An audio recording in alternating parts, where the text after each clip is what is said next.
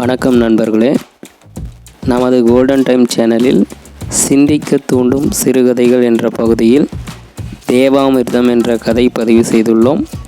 இந்த கதை அண்ணன் தம்பி மற்றும் நண்பன் பற்றிய கதை. கதையின் சுருக்கம் சொல்ல போனால் கதையின் சுவாரஸ்யம் குறைந்துவிடும். அதனால் நேரடியாக கதைக்குள் செல்லலாம். தேவாமிர்தம் பகுதி 1. விடிந்தும் விடியாத காலை பொழுதில் இருளும் ஒளியும் கலந்த இயற்கை சூழலில் மாலதி காலை 6 மணிக்கே எழுந்து தன் அன்றாட வேளையில் தன்னை தயார்படுத்தி கொண்டிருந்தாள். ஆசிரியருக்கு பயந்த மாணவன் போல் வீட்டின் வெளியே சூரியன் மேகத்திற்கு நடுவே மெல்ல தன் தலையை எட்டி பார்த்து கொண்டிருந்தது. மாலதியின் கணவன் அருண் வழக்கம் போல் காலை 8 மணிக்கு எழுந்து சோம்பல் முறித்து கொண்டிருந்தான். அதற்குள் அவனுக்கு பெட் காஃபி சுட சுட அவன் படுக்கையறையின் டேபிள் மேல் தயாராய் வைக்கப்பட்டிருந்தது. அவன் மனைவியின் மேல் அவனுக்கு இருந்த ரசனையைப் போல் அந்த காஃபியை அவன் ருசித்து கொண்டிருந்தான். அந்த வேளையில் அவனது 1 வயது குழந்தை சியாம் அவனை நோக்கி தள்ளாடி நடந்து வந்து கொண்டிருந்தது. அக்குழந்தையை அள்ளி அணைத்தபடி பெட்டில் குழந்தையை கொஞ்சி விளையாடி கொண்டிருக்கிறான். ஆபீஸிற்கு செல்வதற்கு நேரமுட்கள் வேகமாய் நகர்வதை அறியாமல். பகுதி 2. அருணின் மனைவி மாலதி படுக்கை அறையில் நுழைந்தவாறு கணவனிடம், என்னங்க குழந்தையை கொஞ்சினது போதும், மணி என்னாச்சு பார்த்தீங்களா, ஆபீஸுக்கு கிளம்பலையா என்று கேட்க, அவனோ, இதோ கிளம்பிட்டேன்டி, நீ தான் எல்லாம் பண்ணி வச்சிட்டியே, குளிக்க ஒரு 5 மினிட்ஸ், சாப்பிட ஒரு 5 மினிட்ஸ், மொத்தம் 10 மினிட்ஸ் போதாதா எனக்கு என்று கெஞ்சலாய் மாலதியை சீண்டுகிறான். இதன் பின் அருண் மற்றும் மாலதியின் உரையாடல் பின்வருமாறு தொடர்கிறது. மாலதி, அப்புறம் சொல்ல மறந்துட்டனே, ஆஃபீஸில் வர 10ஆம் தேதி லீவ் அப்ளை பண்ண சொன்னனே, மறந்துட்டீங்களா என்று கேட்கிறாள். அருண், இன்னும் அப்ளை பண்ணலையே. ஆமாம், எதுக்கு லீவ் அப்ளை பண்ணணும், எங்காச்சும் ஊருக்கு போகிறோமா? மாலதி, ஆமாம், நேற்று தான் உங்களுக்கும் எனக்கும் கல்யாணம் ஆச்சுப்பாரு. வர 10ஆம் தேதி உங்களுக்கு எங்கள் அம்மா வீட்டில் மாப்பிள்ளை விருந்து போடுறாங்க, அதுக்கு தான் போகிறோம். எவ்வளோ ஒரு முக்கியமான விஷயம், அதை போய் மறந்துட்டீங்களே என்று செல்லமாய் கோபப்படுகிறாள். அருண், சும்மா விளையாண்டேண்டி, அதுக்கு போய் கோச்சிக்கிறையே. நமக்கு கல்யாணம் ஆகி 5 வருஷம் ஆன அப்புறம் நமக்கு பிறந்த முதல் குழந்தை, நம்ம ஒரே குழந்தை, நம்ம சியாமோட முதல் பிறந்த நாள், அதை மறப்பேனா? மாலதி, சரி பேசிக்கிட்டே இருக்காதீங்க, குளிச்சுட்டு ஆஃபீஸுக்கு போங்க, நாளைக்கு உங்கள் அண்ணன் வீட்டுக்கு போய் விசேஷத்தை கூப்பிட்டு வந்துருங்க என்கிறாள். அருண், அண்ணனையா? மாலதி, ஆமாங்க, நம்ம குழந்தை பேர் வைக்கிறதுல வந்த சண்டை, நம்ம சியாம் பிறந்தநாள் விழாவிலையாச்சும் முடியட்டும். அவர் மட்டும்தானே உங்கள் கூட பிறந்த ஒரே அண்ணன், உங்கள் அப்பா அம்மாவும் இப்போ உயிரோடு இல்லை. நாளைக்கு நம்மளுக்கு நல்லது கெட்டதுன்னா உங்கள் அண்ணன் அண்ணியை விட்டால் வேறு யார் இருக்கா? அடித்தாலும் அணைச்சாலும் அவங்க தானே நமக்கு பெரியவங்க, அப்பா அம்மா எல்லாம், அதனால் என்று இழுக்கிறாள். அருண், சரி இழுக்காத, கண்டிப்பாக நானும் நீ சொன்ன மாதிரி தான் என் மனசில் நினச்சிக்கிட்டு இருந்தேன். இன்றைக்கி சாயந்தரம் ஆஃபீஸ் முடிஞ்சதும் அவர் வீட்டுக்கு போய் கூப்பிட்றேன். ஆமாம், நீ உங்கள் அப்பா அம்மாவை கூப்பிடலையா? மாலதி, ஏன் உங்கள் மாமனார் மாமியார்னு சொல்லக்கூடாதா? நான் நேற்றே ஃபோனில் சொல்லிட்டேன், கரெக்டாக 10ஆம் தேதி காலையிலேயே அங்கே இருப்பேன்னு சொல்லிட்டாங்க என்கிறாள். அருண், சரி நான் கிளம்புறேன் என்றதும் மாலதி, சரிங்க, நல்லபடியாக போயிட்டு வாங்க என்கிறாள். பகுதி 3. அருண் ஆபீஸ் முடிந்து மாலை 5 மணிக்கு அவன் அண்ணன் வீட்டிற்கு செல்லும் பேருந்தில் ஏறி அமர்கிறான். பஸ்ஸில் டிக்கெட் எடுத்துவிட்டு ஜன்னலோர இருக்கையில் அமர்ந்து தலையை ஜன்னலில் சாய்த்தவாறு வெளியில் வேடிக்கை பார்த்து கொண்டிருந்தான். பஸ் சீரான வேகத்தில் முன்னோக்கி அண்ணன் வீட்டை நோக்கி பயணிக்க, அருணது நினைவலைகளோ சியாமின் பெயர் சூட்டு விழா நடந்த நாளை நோக்கி பின்னோக்கி திரும்பி பார்த்தது. சுமார் 7 மாதங்களுக்கு முன் நடந்த சம்பவம் அது. அன்று அவர்களது குலதெய்வம் கன்னியம்மன் கோவிலில் அருணின் அண்ணன் அண்ணி மற்றும் அண்ணனின் 2 மகன்கள், மூத்தவன் ரமேஷ் 8 வயது, இளையவன் குமார் 6 வயது மற்றும் மாலதியின் அப்பா அம்மா உறவினர்கள் என ஏகப்பட்ட கூட்டம். அனைவரது முகத்திலும் புன்னகை மலர்கள் பூத்து குலுங்கின. ஆனால் அது சிறிது நேரம் கூட நிலைக்காமல் உதிர்ந்து விழத் தொடங்கியிருந்தது. மாலதி தன் மகனுக்கு சியாம் என ஏற்கனவே பெயரை தேர்வு செய்து வைத்திருந்தாள்.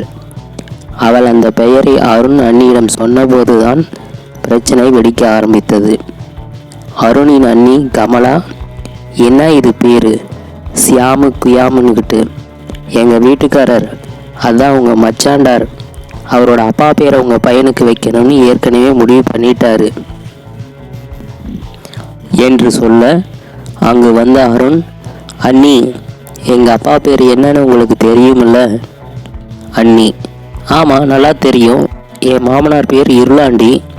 அதுக்கு என்ன இப்போ என்று கேட்கிறாள். அருண், அதுக்கு என்ன இப்போவா? அந்த பேரை எப்படி இப்போ எங்கள் பையனுக்கு வைக்க முடியும்?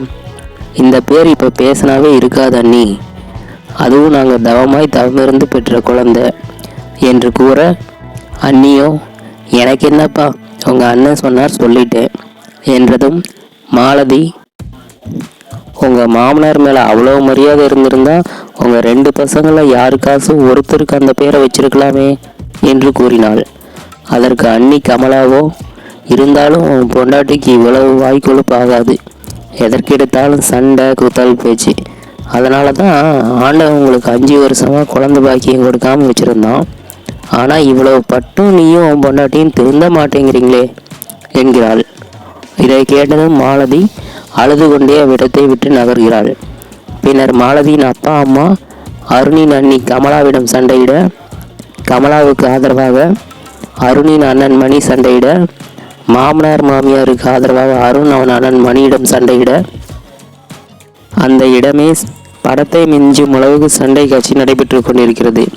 இப்படியாக சிறிது நேரத்தில் அந்த கோவிலே கலவரமாகிறது. அன்று பிரிந்த அண்ணன் குடும்பம்தான் கடந்த 7 மாதங்களாக அருணும் அவன் அண்ணி மணி மற்றும் அண்ணி கமலாவிடமும் பேசுவதில்லை.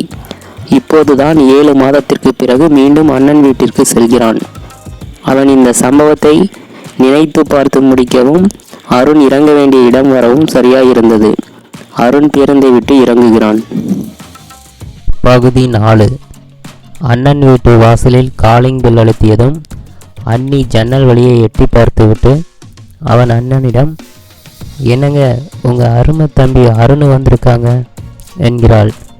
மணி உள்ளே வந்து கதவை திறந்து அருணை பார்த்துவிட்டு, வேண்டா வெறுப்பாய் உள்ள வா என கூப்பிட்டு விட்டு உள்ளே சென்று விடுகிறான். அதன் பின் அருண் உள்ளே சென்று சோபாவில் அமர்கிறான். அருண் சோபாவில் அமர்ந்திருக்க அவன் அண்ணியோ, என்னப்பா, இப்போ தான் என் வீட்டுக்கு வழி தெரிஞ்சுதா, இல்லை இப்போ தான் இந்த ஊருக்கு இவ்வளோ நாள் கழித்து பஸ் விட்டுருக்காங்களா என்று குத்தலாய் கேட்கிறாள். அருண், அப்படியெல்லாம் ஒன்றும் இல்லை அண்ணி, உங்கள் கோபம் நியாயமானது தான். நாங்கள் ஏதாவது தப்பு பண்ணியிருந்தா என்னையும் என் பொண்டாட்டியும் மன்னிச்சிருங்க. வர 10ஆம் தேதி என் குழந்தைக்கு பிறந்த நாள் வருது. நீங்களும் அண்ணனும் கண்டிப்பாக வந்திருந்து என் குழந்தைய ஆசீர்வதிக்கணும் என்கிறான். அண்ணி கமலா, அதானே கேட்டேன், உங்களுக்கு ஏதாச்சும் காரியம் ஆகணும்னா தானே எங்களை தேடி இங்கே வருவீங்க. அப்பயும் உன் பொண்டாட்டி வரல பார்த்தியா? ஏன் அவளுக்கு எங்கள் மூஞ்சில் முழிக்க வெக்கமாக இருக்காக்கும்? நான் தான் அந்த பேச்சை எடுக்கவே இல்லையே. நீ ஏன்பா என்ன கோச்சிக்காதங்க அண்ணின்னு சொல்கிற? நான் என்ன கோபக்காரியா என்று கண்ணை உருட்டி கொண்டு கேட்கிறாள். அருண், ஐயோ அண்ணி, நான் அப்படியெல்லாம் சொல்லலை, யதார்த்தமாக தான் சொன்னேன். சரி, அப்போ நான் வரேன் அண்ணி என்று சொல்லவும் அதற்கு அண்ணி, உங்கள் அண்ணங்கிட்ட சொல்லலையா என்று கேட்கிறாள். அருண், அண்ணே அண்ணே என்று கூப்பிட அண்ணன் மணியோ உள்ரூமில் இருந்தவரே, ஆ எல்லாம் கேட்டேன், நான் வரேன், நீ நேரத்தில் வீட்டுக்கு போ என்கிறான். இதை கேட்டதும் கனத்த நெஞ்சத்துடன் அருண் வீட்டை விட்டு வெளியில் செல்கிறான். அப்போது அவன் அண்ணி கமலா, ஏன் தம்பி இவ்வளோ தூரம் வந்திருக்க, சாப்பிட்டு போலாமல்ல என்று கேட்கிறாள். அருணுக்கு ஆபீஸ் முடிந்த கையோடு வந்ததால் மிகுந்த சோர்வு, மிகுந்த பசியுடன் இருக்கிறான். சாப்பிடாமல் போனால் அண்ணி வேறு கோபித்துக் கொள்வார். சரி சாப்பிடலாம் என மனதில் நினைத்தவாறு, சரி சாப்பிட்ற அண்ணி என்று கூறி உள்ளே வந்து மீண்டும் அமர்கிறான். அண்ணி சமையலறைக்குள் சென்று, சாப்பிடுன்னு ஒரு பேச்சு கூப்பிட்டா உடனே வந்து உக்காந்துக்கிறான் பாரு என்று முணுமுணுக்கிறாள். இது வெளியே அமர்ந்திருந்த அருணின் காதிலும் விழுகிறது. அவன் கண்ணிலிருந்து கண்ணீர் விம்மி புடைத்து கொண்டு வெளியேற துடிக்கிறது. அதை கஷ்டப்பட்டு அடக்கிக் கொள்கிறான். பிறகு அவன் அண்ணி தட்டில் 4 இட்லியையும் காலையில் வைத்த சாம்பாரையும் பரிமாற அந்த இட்லி அவனது தொண்டையில் இறங்காமல் இறங்குகிறது. நெஞ்சம் விம்மி அருணுக்கு அது விக்கலாய் வெடிக்கிறது. அருணுக்கு விக்கல் எடுக்கவும் அண்ணி தண்ணீர் சொம்பை கொண்டு வந்து தரையில் டொக்கென வைக்கிறாள். தண்ணீர் சொம்பிலிருந்து தரையில் தழும்பி சிந்துகிறது. அந்த அதிர்ச்சியிலேயே அவனுக்கு விக்கலும் நின்று விடுகிறது. சாப்பிட்டு முடித்த கையோடு அவசரகதியாய் அவ்விடத்தை விட்டு அகல்கிறான் அருண். பகுதி 5. அண்ணன் வீட்டை விட்டு வெளியில் வந்த அருண் 10 அடி தூரம் சென்றதும் அவன் பள்ளி பருவ நண்பன் சுந்தர் வீடு கண்ணில் படுகிறது. சுந்தரும் அருணும் 1ஆம் வகுப்பு முதல் 10ஆம் வகுப்பு வரை அரசு பள்ளியில் ஒன்றாய் பயின்றவர்கள். பள்ளி பருவத்தில் நகவும் சதையுமாய் இணைப்பிரியா நண்பர்களாய் இருந்தனர். 10ஆம் வகுப்பு இறுதி தேர்வன்று தேர்வின் போது அருணது பேனாவில் இங்கு தீர்ந்துவிட தனது நண்பன் சுந்தரிடம் வேறு பேனா கேட்கிறான்.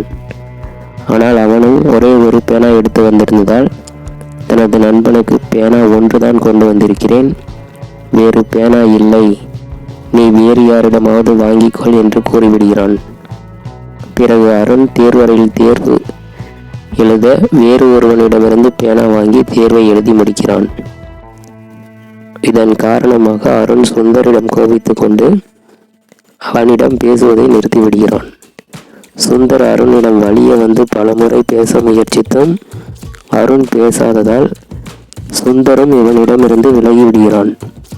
இதையெல்லாம் யோசித்து கொண்டே சுந்தர் வீட்டு வாசலில் நின்ற அருண் கூட பிறந்த அண்ணனே ஒரு பிரச்சனைக்காக தன்னை மதிக்கவில்லை, சுந்தர் மேல் தவறே இல்லை, நான் தான் அவனை கோபித்து கொண்டேன், இவனா தன்னை வீட்டுக்குள் அழைக்கப் போகிறான், சரி சுந்தரை கூப்பிட வேண்டாம் என மனதில் நினைத்தவாறு சுந்தர் வீட்டை விட்டு நகர்கிறான். அப்போது சுந்தர் வீட்டிற்குள் இருந்து டே அருண் என்றவாறு ஒரு குரலோடு சுந்தர் அருணை நோக்கி ஓடி வந்து கட்டிப்பிடித்து அணைத்துக் கொள்கிறான். அண்ணன் வீட்டில் அடக்கி வைத்திருந்த கண்ணீர் இப்போது அருணின் கண்ணில் கரை புரண்டு ஓடுகிறது. சுந்தர், இப்போ கூட வீட்டு வாசல் வர வந்துட்டு உள்ளே வர மாட்டேங்கிறியேடா, பழசெல்லாம் மறந்துடுடா, உள்ளே வா என கையை பிடித்து உள்ளே இழுத்து செல்கிறான். சுந்தரின் மனைவி, வாங்க அண்ணே, உங்களை பற்றி என் கணவர் என்கிட்ட நிறைய சொல்லியிருக்காரு, எப்பவும் உங்களை பற்றி தான் பேசிக்கிட்டு இருப்பார், என் புருஷனை என்னை மன்னிச்சிடுங்கண்ணா என்று கூறி காப்பி கொண்டு வந்து தருகிறாள். அதை பருகி அருணுக்கு அந்த காஃபி வேமாபிண்டமாய் இனித்தது. சுந்தர், என் ஃப்ரெண்ட் ரொம்ப வருஷம் கழித்து என்னை பார்க்க வந்திருக்கான், நீ இன்னைக்கு நைட்டு எங்கள் வீட்டில் தாண்டா தங்கணும், பக்கத்து வீட்டு பாய் கடையில் மட்டன் வாங்கிட்டு வரேன், இருந்து சாப்பிட்டுட்டு தான் போகணும் என்று வற்புறுத்துகிறான். சுந்தரும் அவன் மனைவியும் மாறி மாறி அன்பு தொல்லையால் அருணை கட்டி போட அருணும் வேறு வழியின்றி அன்றிரவு சுந்தர் வீட்டில் தங்க சம்மதிக்கிறான். இரவு மட்டன் பிரியாணி, மட்டன் வறுவல், முட்டை என மிகப்பெரிய கறி விருந்தே அருணுக்கு நடைபெற்றது. சாப்பிட்டு முடித்தவுடன் வெற்றிலை பீடாவை சுந்தர் அருண் வாயில் வைக்க அப்போது அருண், நீதாண்டா என்னை மன்னிக்கணும் என்று கூறி அழுகிறான். அதற்கு சுந்தர் எதுவும் சொல்லாமல் அருணின் கண்ணீரை துடைத்து விடுகிறான். சுந்தர், என்னடா விசேஷம், இவ்வளோ தூரம் வந்திருக்க என்று கேட்கிறான். அருண், ஆமாடா விசேஷம்தான், என் பையனுக்கு பிறந்தநாள் வர 10ஆம் தேதி வருது, அதுக்கு உங்கள் எல்லாத்தையும் கூப்பிட தான் வந்தேன் என்று கூறுகிறான். சுந்தர், அட்ரா சக்க, கண்டிப்பாக நானும் என் மனைவியும் 10ஆம் தேதிக்கு ஒரு நாள் முன்னாடி 9ஆம் தேதி நைட்டே உங்கள் வீட்டில் இருப்போம், எல்லா வேலையும் நாங்கள் தான் செய்வோம், அப்போ இதே மாதிரி எங்களை நீயும் கவனிப்பில்ல என்று கேட்கிறான். அதற்கு அருண், என்னடா கேள்வி இது, இனி அது ஏன் வீட்டு விசேஷம் இல்லடா, அது உன் வீட்டு விசேஷம், நீயே பார்த்துக்கோ என்கிறான். சுந்தர், சரி சரி பேசுனா பேசிக்கிட்டே இருப்ப, நீ நேரத்தில் தூங்கு, நாளைக்கு காலையில் இங்கிருந்தே குளிச்சுட்டு ஆஃபீஸுக்கு போ, நாளைக்கு சாயந்தரம் உங்கள் வீட்டுக்கு ஆஃபீஸ் முடிஞ்சு போய்க்கலாம், இப்போ நீ போய் தூங்கு என்கிறான். அருணுக்கு அன்றிரவு சொர்க்கமாய் தெரிந்தது. அருண் படுத்தவரை அண்ணனையும் அண்ணியும் நினைத்து பார்த்து அப்படியே மனிதர்கள் என்றும், சுந்தரையும் அவன் மனைவியை நினைத்து பார்த்து இப்படியே மனிதர்கள் என்று எண்ணிக்கொள்கிறான். அண்ணன் மணி வீட்டில் அவனது கண்ணீர் வெளிப்பட்டது துக்க கண்ணீர். ஆனால் நண்பன் சுந்தர் வீட்டில் அவனது கண்ணீர் வெளிப்பட்டதோ ஆனந்த கண்ணீர். இவ்வாறாக எப்போது தூங்கினோம் என்பது கூட தெரியாமல் அருண் நன்கு உறங்கினான். சொர்க்கத்தில் நீண்ட நாட்களுக்கு பிறகு மிக நீண்ட இரவில் தூங்கியிருக்கிறான் அருண். காலையில் அருண் எழுந்தவுடன் சுந்தர் அவன் பைக்கிலேயே அருணை ஆபீஸில் விட்டுவிட்டு சுந்தரும் வேலைக்கு சென்று விடுகிறான். அருணுக்கு மீண்டும் தன் இயல்பு வாழ்க்கை தன் சக்கரத்தை ஓட விட்டிருந்தது. முற்றும். இதோட இந்த கதை முடியுது. தேவாமிர்தங்கிற கதை மூலமாக நம்ம புரிஞ்சுக்கிற உட்கருத்து என்னன்னு பார்த்தீங்கன்னா, விருந்தோம்பல், அதாவது சரியான முறையில் வந்தவங்களை உபசரிக்கிறது ரொம்ப முக்கியம்னு தெரிஞ்சுக்கணும். அதாவது அண்ணனாக இருந்தாலும் சரி, அப்பா அம்மா அண்ணி சொந்தக்காரங்க சித்தப்பா பெரியப்பா இல்லை ஃப்ரெண்டு யாராக இருந்தாலும் வீட்டுக்கு வந்தவங்கிட்ட உங்களுக்கு பிடிச்சவங்களோ பிடிக்காதவங்களோ நல்லா சிரித்த முகத்தோடு வர வச்சு அவங்களுக்கு உணவு பரிமாறணும். இருக்கிறத சிரித்த முகத்தோடு பரிமாறணும். அதுதான் சொல்ல வர வேண்டிய கருத்து. இதையே தான் பார்த்திங்கன்னா திருவள்ளுவர் ஒரு குறள் அழகாக சொல்லியிருப்பார். மோப்ப குலையும் அனிச்சம் முகம் திரிந்து நோக்க குலையும் விருந்து. அதாவது அனிச்சங்கிற ஒரு பூ மூந்து பார்த்தாலே வாடிடுமாமா.